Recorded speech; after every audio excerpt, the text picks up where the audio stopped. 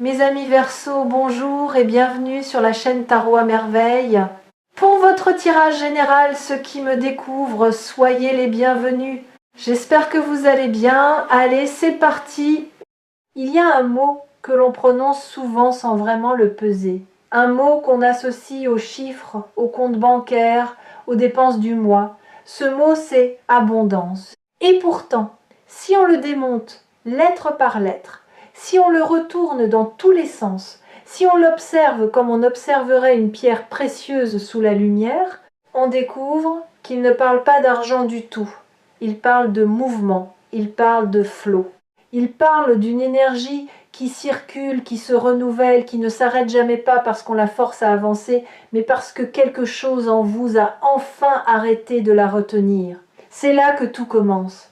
Pas dans votre portefeuille, pas dans votre compte en banque, mais dans cette croyance silencieuse, enfouie, très profond, qui vous dit que vous ne méritez pas plus que ce que vous avez déjà, que ce serait trop beau, que les choses faciles ne durent pas, que l'argent, pour vous, ça a toujours été compliqué. Cette croyance-là, vous l'avez peu être héritée, peut être qu'elle vient de ce que vous avez vu grandir, peut être qu'elle vient d'une période difficile qui vous a marqué au fer rouge. Mais ce que je perçois aujourd'hui avec une clarté étonnante, c'est que cette croyance est en train de se fissurer. Et dans ces fissures, quelque chose de lumineux commence à passer. Ce n'est pas une promesse abstraite, ce n'est pas une belle phrase pour vous faire vous sentir mieux pendant quelques minutes. C'est une lecture de ce qui est déjà en train de se mettre en place dans votre vie, dans votre énergie, dans les décisions parfois presque inconscientes que vous avez prises ces derniers temps. Quelque chose a changé en vous. Vous l'avez peu, être senti sans pouvoir le nommer. Une légèreté différente, une façon nouvelle d'envisager certaines opportunités.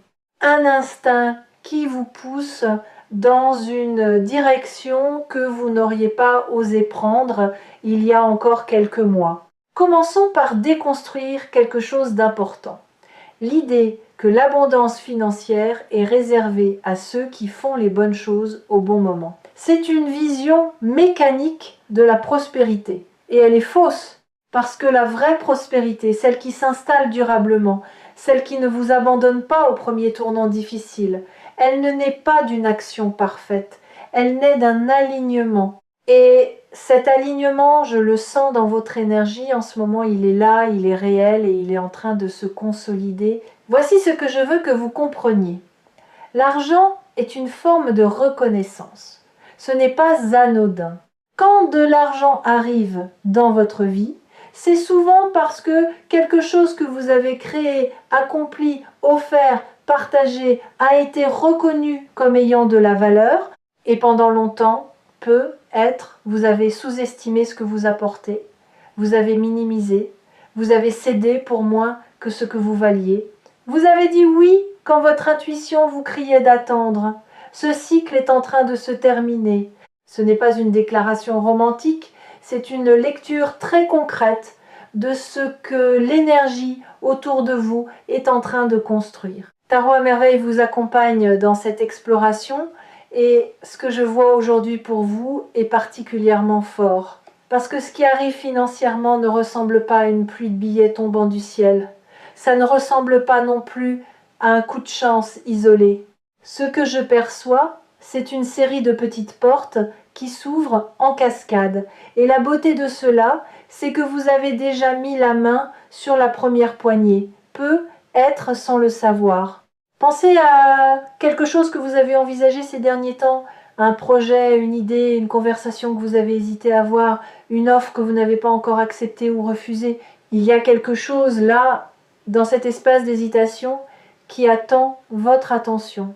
L'énergie que je perçois ne vous demande pas de vous précipiter. Elle vous demande de regarder honnêtement, parce que ce qui bloque souvent la prospérité, ce n'est pas l'absence d'opportunité. C'est le regard que l'on pose sur elle. Un regard fatigué voit des pièges, un regard en train de se renouveler voit des portes. Et votre regard est en train de se renouveler. Il y a quelque chose de fascinant dans le mot abondance que j'ai mentionné au début et je veux y revenir différemment maintenant. En latin, abundar foi signifie déborder. Comme une rivière qui déborde de ses berges au printemps, non pas parce qu'elle est en crise, mais parce qu'elle est pleine, parce que les neiges fondues ont alimenté sa source et que l'eau n'a nulle part où aller sinon se répandre. Votre abondance financière à venir ressemble à ça, à quelque chose qui a été alimenté en silence, en profondeur et qui est sur le point de déborder naturellement. Ce débordement, certains d'entre vous l'ont déjà senti sous forme d'une idée qui revient encore et encore, une idée que vous n'avez pas encore agi dessus parce que vous vous êtes dit que ce n'était pas le bon moment, que vous n'étiez pas encore prêt, que ça semblait trop grand ou trop différent de ce que vous faisiez avant. Et si ce moment dont vous attendiez la venue était en réalité déjà là, et si près était une illusion confortable que vous avez entretenue pour ne pas avoir à traverser l'inconfort du premier pas. Je pose ces questions non pas pour créer de la pression, mais parce que l'énergie que je lis autour de vous en ce moment est une énergie de maturité. Vous n'êtes plus au stade de la graine. Vous êtes au stade de la plante qui a poussé, dont les racines sont solides et qui a besoin d'espace pour s'épanouir pleinement. Ce dont vous avez besoin maintenant, ce n'est pas plus de préparation, c'est plus d'espace, plus de permission que vous vous accordez à vous-même. Il y a une distinction cruciale que je veux introduire ici, la différence entre foi attendre, foi et foi recevoir. Beaucoup de personnes qui ont une belle relation avec la spiritualité, qui méditent, qui travaillent sur elles-mêmes, qui envoient de bonnes intentions dans l'univers, ces personnes-là attendent souvent l'abondance comme on attend un train en restant immobile sur le quai, les yeux fixés sur l'horizon. Mais recevoir, c'est différent. Recevoir, c'est actif. C'est ouvrir les mains. C'est dire oui avant de connaître tous les détails. C'est faire confiance que ce qui vient est aligné avec ce dont vous avez besoin, même si sa forme vous surprend. L'énergie financière qui arrive pour vous n'a peut être pas la forme que vous imaginez. Elle ne se présentera peu, être pas comme vous l'avez visualisé dans vos moments de méditation ou de prière, mais elle sera réelle. Et elle sera à la hauteur de ce que vous avez semé, souvent sans le voir, souvent sans le comptabiliser, dans les efforts, les services, les créations, les connexions que vous avez nourries avec sincérité. Voici un autre angle que je veux explorer avec vous, la relation que vous avez avec la dépense, pas au sens budgétaire du terme, au sens énergétique. Est-ce que chaque fois que vous investissez de l'argent dans quelque chose pour vous-même, dans un outil, dans une formation, dans une expérience, est-ce que vous le faites avec confiance ou avec peur? Parce qu'il y a une différence énorme entre ces deux états intérieurs, même si l'action extérieure semble identique.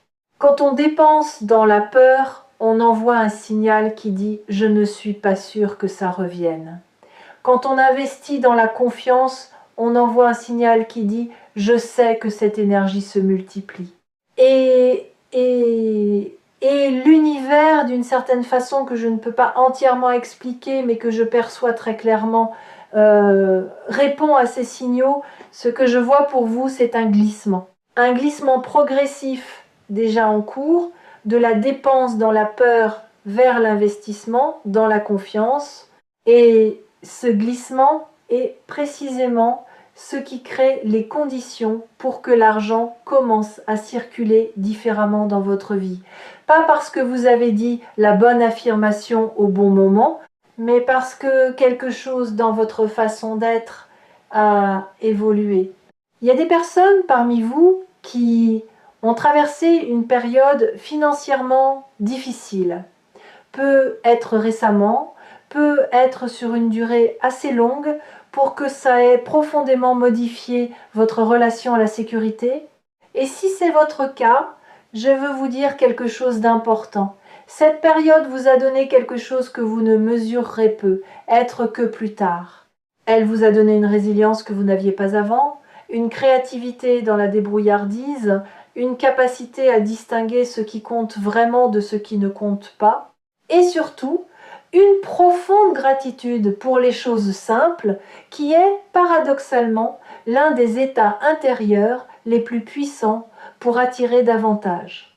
La gratitude n'est pas une technique, c'est une façon de percevoir quand vous êtes dans un état authentique de gratitude pour ce que vous avez déjà, même si c'est peu, même si vous voudriez plus quelque chose dans votre champ énergétique s'ouvre, vous passez du mode manque au mode suffisance évolutive.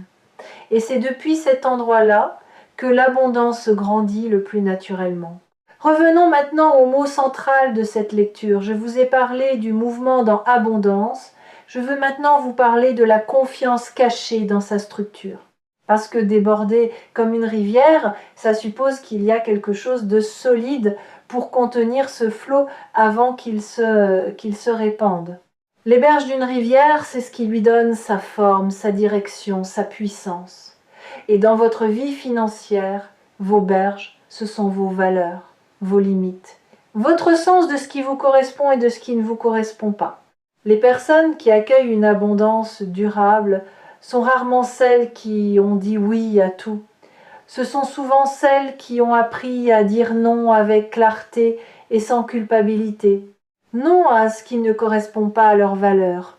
Non aux opportunités qui brillent de loin mais qui sonnent creux de près. Non à la dispersion.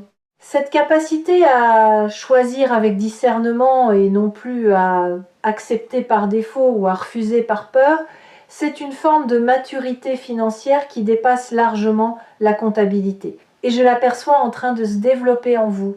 Il y a quelque chose que je veux nommer maintenant, parce que c'est présent dans votre énergie et je ne veux pas l'ignorer. Certains d'entre vous portent une culpabilité autour de l'argent. Pas une culpabilité consciente, formulée, mais une gêne sourde, une sensation que vouloir plus est honteux, que parler d'argent est vulgaire, que désirer la prospérité est en contradiction avec une vie spirituelle ou authentique. Cette culpabilité est l'un des verrous les plus puissants qui existent. Et je veux vous dire clairement, désirer une vie financièrement stable, confortable, voire abondante, n'a rien de honteux. C'est un désir humain profondément légitime. L'argent vous permet de vous soigner, de nourrir ceux que vous aimez, de créer, d'explorer, de contribuer. Il n'y a là rien d'incompatible avec une vie de sens. Permettre à cette culpabilité de se dissoudre, c'est l'un des actes les plus profondément spirituels que vous puissiez poser en ce moment. Continuons à déconstruire, parce qu'il y a un autre mot que je veux examiner avec vous. Mérite. On vous a peu être appris que vous receviez ce que vous méritiez. Que l'abondance était une récompense. Et si vous ne l'aviez pas, c'est que vous ne l'aviez pas assez mérité. Cette logique est non seulement fausse, elle est épuisante. Parce qu'elle vous place dans une position de perpétuelle insuffisance. Toujours à vous demander si vous avez fait assez, été assez, donné assez. L'abondance n'est pas une récompense, c'est un état naturel pour tout être qui est aligné avec sa propre vérité. Et l'alignement, justement, c'est ce que je lis dans votre énergie en ce moment. Vous êtes plus proche de votre vérité qu'il y a encore quelque temps. Quelque chose s'est ajusté. Peut être suite à une décision difficile, peut être suite à une période de solitude intérieure qui vous a permis de vous réentendre, peut être suite à une relation que vous avez choisi de laisser se transformer ou de laisser partir. Cet alignement-là, c'est le terreau dans lequel la prospérité pousse. Et elle pousse souvent plus vite qu'on ne l'attend. Je sens aussi quelque chose autour de vous qui ressemble à une collaboration, une énergie de co-création. Comme si ce qui arrive financièrement n'était pas quelque chose que vous bâtissez seul dans votre coin, mais quelque chose qui implique d'autres personnes, des personnes dont vous n'avez peut-être pas encore pris la pleine mesure de l'importance. Une rencontre à venir, une conversation qui va ouvrir une porte, un partenariat qui semble improbable au premier regard, mais qui est en réalité parfaitement cohérent avec là où vous vous dirigez. Ne fermez pas trop vite les yeux sur ce qui se présente sous une forme inattendue. Parfois, les opportunités les plus transformatrices arrivent habillées en hasard. Il y a aussi une question de timing que je veux aborder parce que je sais que c'est une source de frustration pour beaucoup d'entre vous. Vous sentez que les choses bougent, que quelque chose se prépare et pourtant les manifestations concrètes tardent à arriver. Vous vous demandez si vous avez mal fait quelque chose, si vous avez manqué un signal, si la fenêtre peut être passée. Elle n'est pas passée. Et voici pourquoi je le dis avec une telle certitude. Ce que l'énergie construit avec profondeur prend du temps à se manifester en surface. Comme un arbre dont les racines s'étendent loin dans le sol avant que le tronc grossisse à vue d'œil, vous n'avez pas attendu en vain, vous avez construit une fondation, et une fondation, par définition, ne se voit pas, elle se ressent. Ce que vous allez commencer à voir maintenant, c'est l'émergence de ce que vous avez construit dans l'invisible. Je veux également vous parler de quelque chose qui me frappe dans votre champ énergétique, une capacité d'adaptation qui s'est développée silencieusement. Vous êtes devenu ou en train de devenir quelqu'un qui sait pivoter. Pas dans le sens du désespoir, du ça ne marche pas alors je recommence tout, mais dans le sens du navigateur qui ajuste ses voiles selon le vent sans perdre de vue sa destination. Cette souplesse-là, dans un monde qui évolue très vite, est une compétence d'une valeur considérable. Et financièrement, elle vous place dans une position bien plus solide que la rigidité, même bien informée. Les personnes qui prospèrent durablement ne sont pas celles qui ont trouvé la formule parfaite et s'y sont accrochées. Ce sont celles qui restent en relation vivante avec ce qui évolue autour d'elles, tout en gardant un ancrage profond dans leurs valeurs et leurs forces. Vous êtes en train de développer cet ancrage dynamique. Et c'est précieux. Permettez-moi maintenant d'aborder quelque chose de plus intime. Il y a, dans votre façon d'exister dans le monde, quelque chose d'unique que vous avez peu, être eu du mal à valoriser financièrement. Une façon de percevoir, de créer, de résoudre, de relier quelque chose qui vient naturellement à vous et qui, précisément parce que ça vient naturellement, vous avez eu tendance à sous-estimer. C'est facile pour moi, donc ça ne vaut probablement pas grand-chose. Cette logique-là est l'une des plus destructrices qui soit et elle est extrêmement courante. Ce qui vous est naturel est souvent précisément ce pourquoi les autres vous cherchent, ce pourquoi ils sont prêts à payer, ce pourquoi ils vous remercieront. L'énergie que je perçois en ce moment vous invite à revoir la valeur que vous attribuez à vos dons naturels.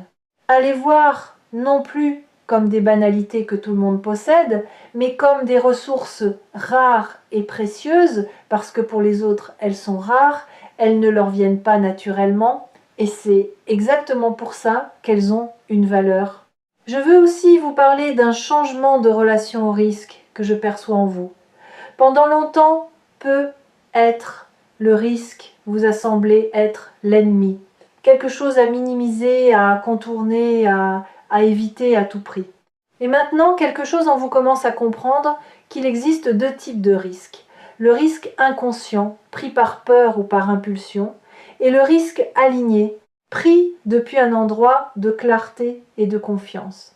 Ce deuxième type de risque est en fait une forme de courage créateur.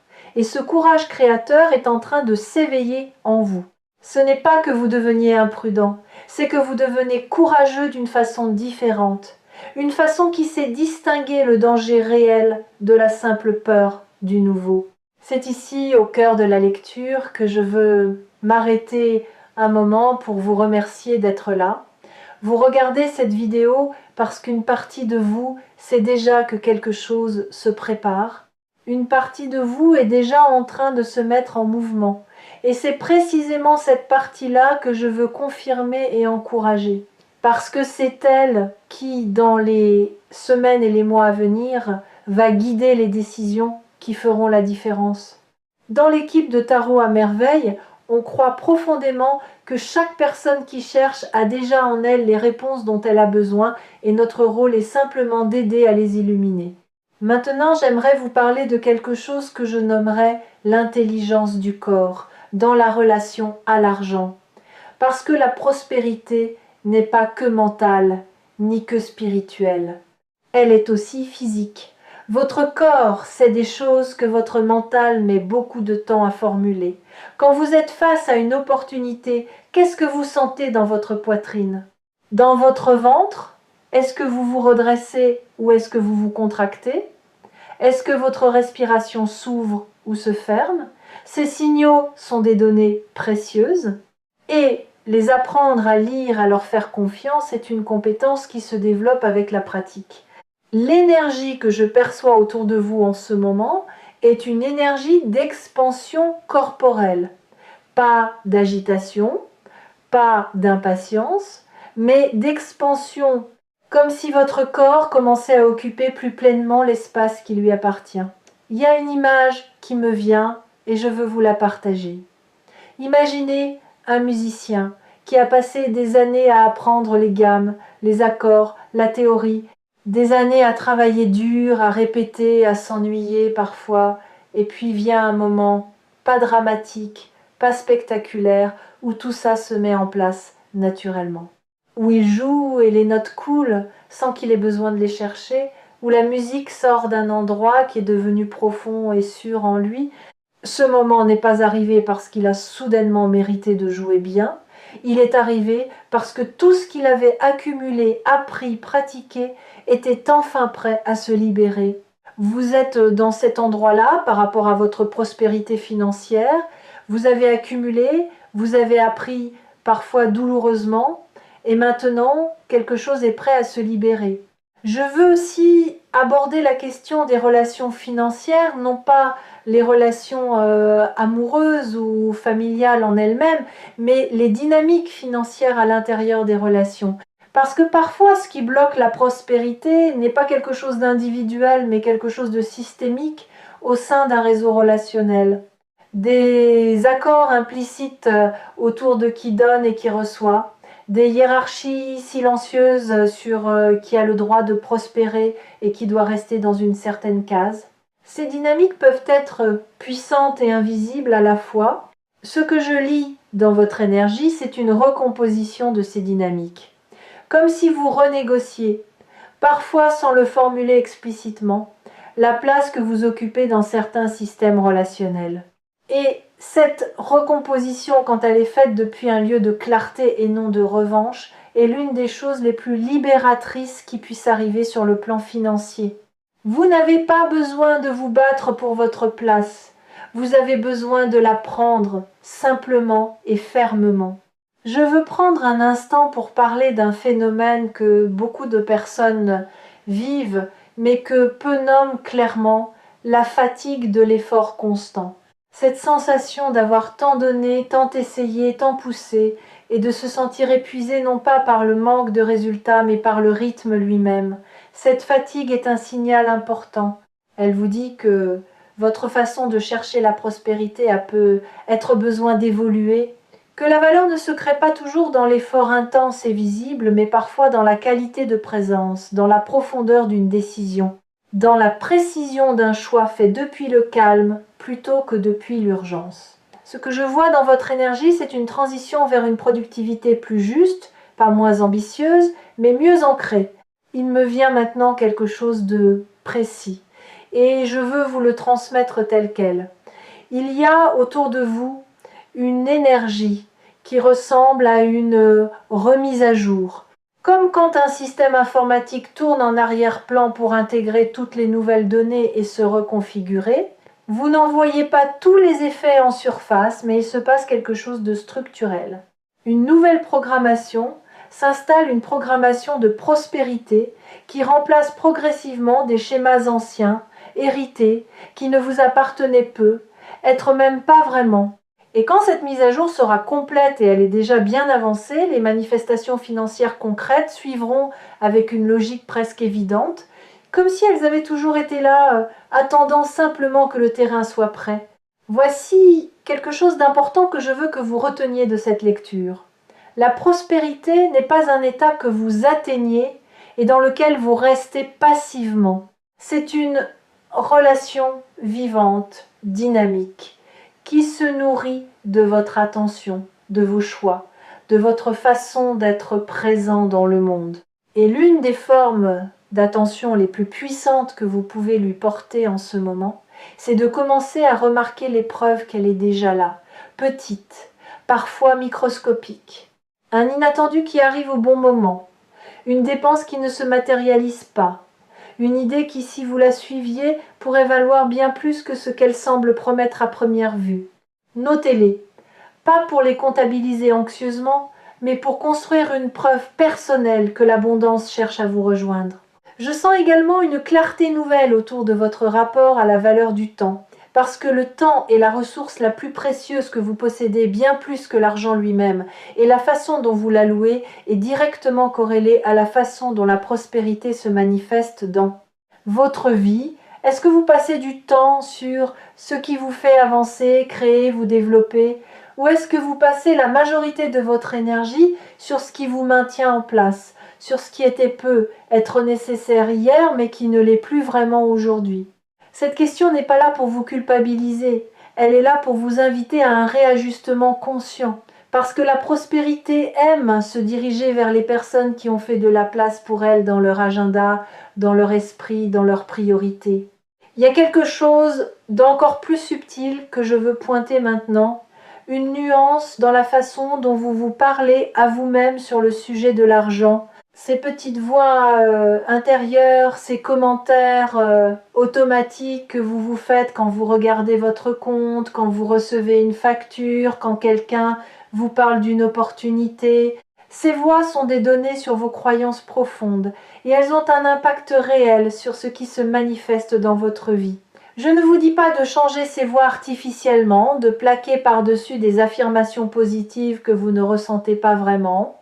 Je vous invite à les écouter avec curiosité plutôt qu'avec identification, à les voir comme des visiteurs qui vous informent sur quelque chose sans nécessairement avoir raison, et progressivement, en les observant ainsi, elles perdent de leur pouvoir.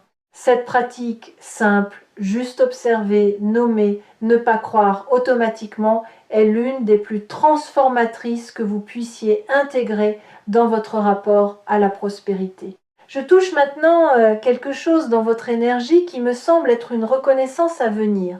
Non pas dans le sens de la gloire ou de la notoriété publique, quoique pour certains d'entre vous, il pourrait y avoir un élément de visibilité, mais dans le sens d'une reconnaissance de votre valeur par des personnes ou des systèmes qui ne l'avaient pas pleinement vu jusqu'ici. Un supérieur qui vous voit enfin pour ce que vous apportez vraiment. Un client qui revient et en amène d'autres. Une audience qui grandit parce que ce que vous partagez résonne profondément. Un partenaire commercial ou de vie qui comprend enfin l'étendue de ce que vous construisez. Cette reconnaissance-là n'est pas anodine. Elle a des répercussions financières concrètes et elle est en chemin vers vous. Vous avez également, et ceci je le perçois avec une netteté particulière, une relation en train de se transformer avec la notion de suffisance, non pas la suffisance comme plafond, comme point d'arrêt où l'on cesse de vouloir croître, mais la suffisance comme état intérieur de base, comme fondation, cette capacité à se lever le matin en sentant que vous êtes assez, que vous avez assez, que vous faites assez tout, en continuant à vouloir plus, à aller plus loin, à vous développer. C'est une combinaison rare et puissante, et elle est en train de s'installer en vous. Quand la croissance naît de la plénitude plutôt que du manque, elle est infiniment plus durable, plus joyeuse et plus alignée avec ce que vous voulez vraiment construire. Je veux vous parler d'un autre aspect de la maturation financière que je perçois en vous, votre rapport à la patience stratégique. Il y a une différence entre attendre passivement que les choses arrivent et savoir tenir une position pendant que les conditions se mettent en place. La patience stratégique, c'est rester ancré dans une direction choisie, sans être déstabilisé par les délais, les détours ou les remises en question extérieures. C'est faire confiance au processus sans le forcer. Et cette forme de patience, elle n'est possible que lorsqu'on a une conviction profonde, pas une conviction aveugle, mais une conviction informée et ressentie que ce que l'on construit est juste. Je lis cette conviction en vous, elle est là, elle tient.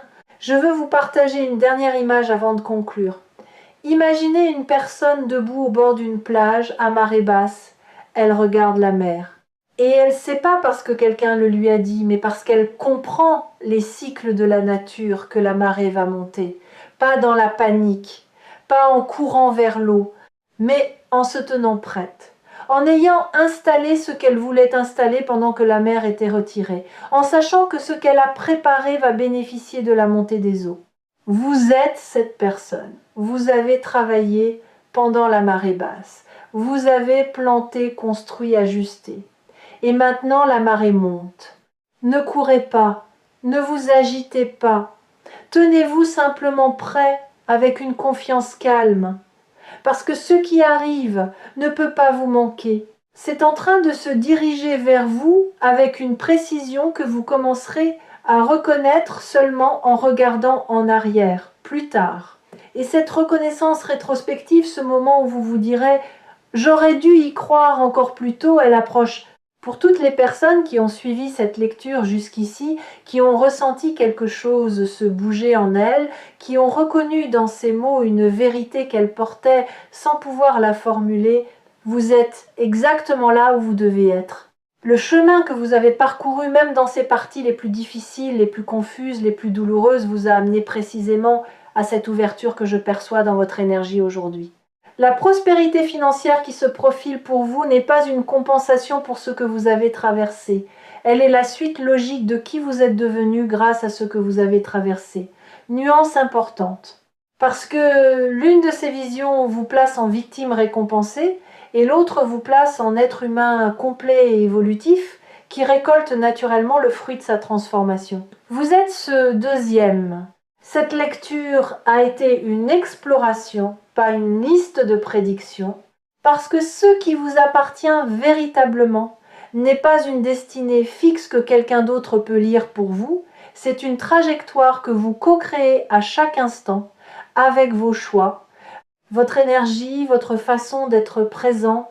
Ce que j'ai perçu aujourd'hui, c'est la direction de cette trajectoire et elle pointe vers une expansion que vous méritez pleinement, non pas au sens d'une récompense, mais au sens d'une cohérence parfaite entre qui vous êtes et ce que vous accueillez dans votre vie. La communauté de Tarot à Merveille est là pour vous accompagner dans cette direction. N'oubliez pas de vous abonner si ce type de lecture vous parle, de partager avec ceux autour de vous qui pourraient bénéficier de ce message et surtout d'emporter avec vous non pas des prédictions gravées dans le marbre, mais cette certitude douce et solide que quelque chose de beau est en train de se construire dans votre vie financière. Vous n'avez pas à tout voir pour y croire, vous avez juste à rester suffisamment ouvert pour que ceux qui cherchent à vous rejoindre puissent vous trouver.